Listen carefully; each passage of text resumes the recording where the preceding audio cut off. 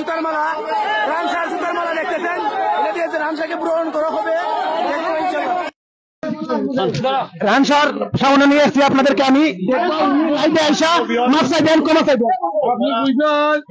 আমি একটা ঘটনা করেছিলাম, রায়হান সান্ডা, আমি লাইভে চলে আসছি। এই যে রায়হান সান্ডা, আমি আমি যে আসাম করছি সম্পূর্ণ লাইভে আমি যে আমার মাধ্যমে যেটা হয়েছে, আল্লাহ পাক রব্বুল আলামিন যেন সেখান থেকে আমাকে সংশোধন করার তৌফিক দেন। এবার কট খেয়েছে বন্ড পীর রায়হান শাহ, সে এবার কট খেয়েছে।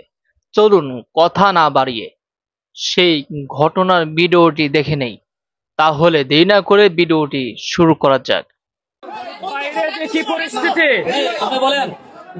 বাইরে যে পরিস্থিতি, আপনি যে এখানে আসছেন, কিভাবে আসছেন, কার মাধ্যমে আসছেন, আমরা জানতে চাই।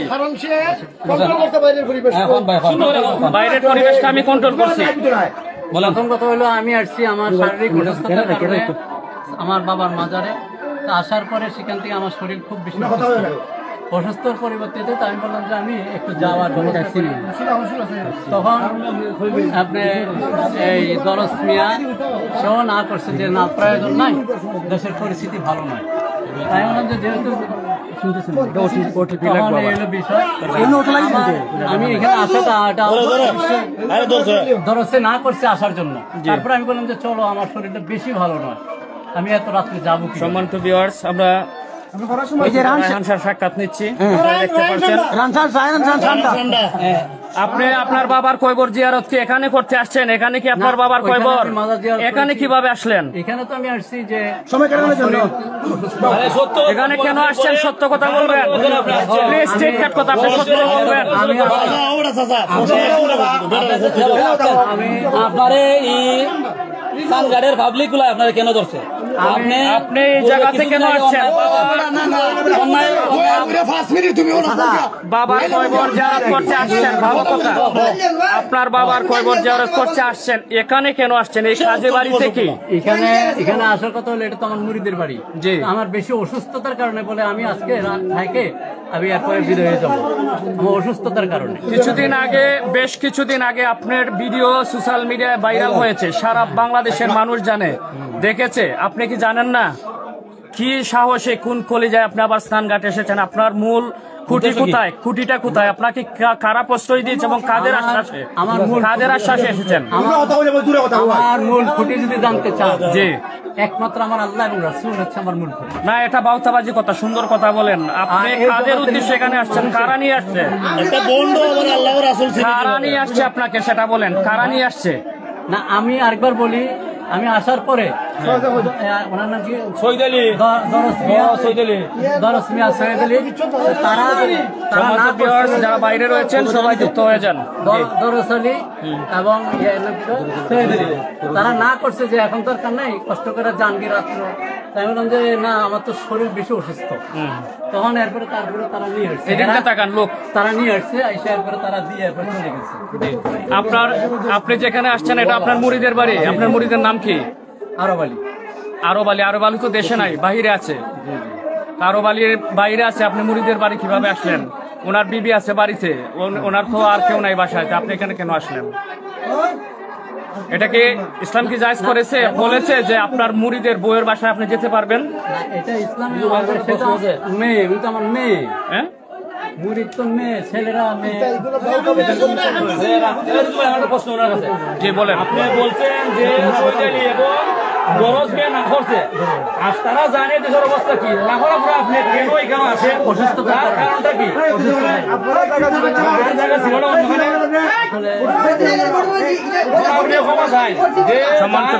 আপনারা লাইভে দেখছেন বন্ড রায়হান শাহকে আমরা আটক করেছি।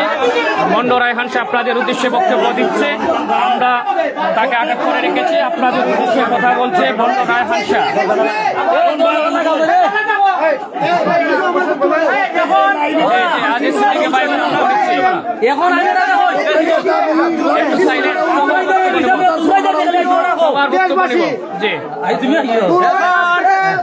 দেশের বাইরে থেকে যারা শুনছেন, আপনারা লক্ষ্য করছেন, তুমি এতক্ষণ আমরা যার বক্তব্য নিচ্ছিলাম বন্ড রায়হান শাহ নিজের পাপের কথা লাইভে এসে আপনাদের সামনে তুলে ধরেছে। আমরা আরো কিছু প্রশ্ন করে আপনাদেরকে সরাসরি জানিয়ে দিতে চাই। আপনারা দয়া করে বিশৃঙ্খলা সৃষ্টি করবেন না, একটু ধৈর্য ধরেন। আপনাদের দাবি দাবা আমরা পূরণ করছি ইনশাল্লাহ। আপনারা যাইতেন উনার চুল কাটার লাগে, এটাও হইব, একটু ধৈর্য ধরেন। আপনার যত পাপ করেছেন, আপনার পাপের কথা নির্দ্বিধায় অবলীলায় আল্লাহর কাছে ক্ষমা চেয়ে আপনার লাইভে স্বীকার করেন, লাইভে স্বীকার করেন।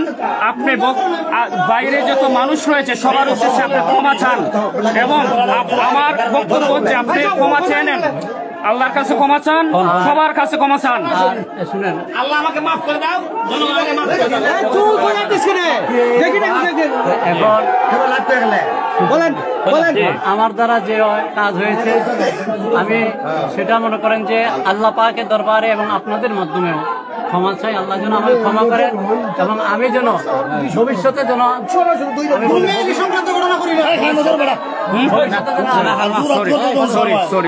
আল্লাহ দরবারে পানা চাই, ভবিষ্যতে আরো সুন্দর মতো চলা এবং বাকি জিন্দগি যেন সুন্দর মতো চলতে পারি। আল্লাহ